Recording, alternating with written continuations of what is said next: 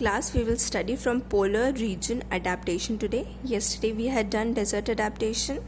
Today we will start with polar region adaptation. Now, animals living in polar regions show adaptations that help them survive there. Animals जो polar regions में रहते हैं, polar regions होते हैं south pole और north pole के आसपास के रीजन्स बहुत ही कोल्ड रहते हैं, तो उनको पोलर रीजन्स कहा जाता है. वहाँ पे जो एनिमल्स अडेप्टेशन शो करते हैं उनके बारे में बात हो रही है यहाँ पे, और वो कैसे वहाँ पे सर्वाइव करते हैं. Animals living in polar regions show adaptations that help them survive there. Animals such as penguins and walruses have a thick layer of fat called blubber under their skin. अब एनिमल्स जो polar regions में रहते हैं, penguins और walruses, ये examples हैं polar region के, important हैं. ओके, इनकी क्या होती है, बहुत ही थिक लेयर होती है किसकी, फैट की. ओके, फैट की. ये काफ़ी मोटे होते हैं. इनकी स्किन के नीचे बहुत ही अच्छी मोटी फैट की लेयर होती है, बहुत ही थिक लेयर होती है फैट की, और उस फैट की लेयर को कहते हैं blubber. Okay, this is very important. Under the skin, ये उनकी स्किन के नीचे होती है थिक लेयर ऑफ फैट. अब ये क्यों होती है? The blubber helps to keep them warm.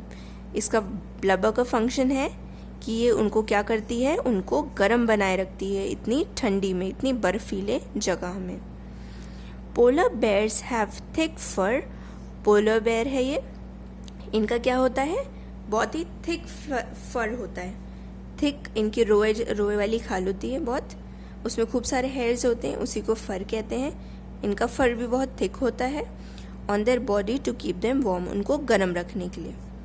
Some cold region animals become inactive.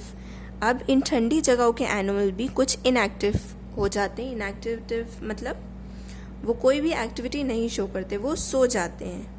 Okay, and go into a long sleep, और वो बहुत ही गहरी नींद में चले जाते हैं. Till winter months are over, जब तक कि ठंडी के महीने ख़त्म नहीं हो जाते हैं तब तक वो सोए ही रहते हैं और वो बाहर नहीं निकलते हैं.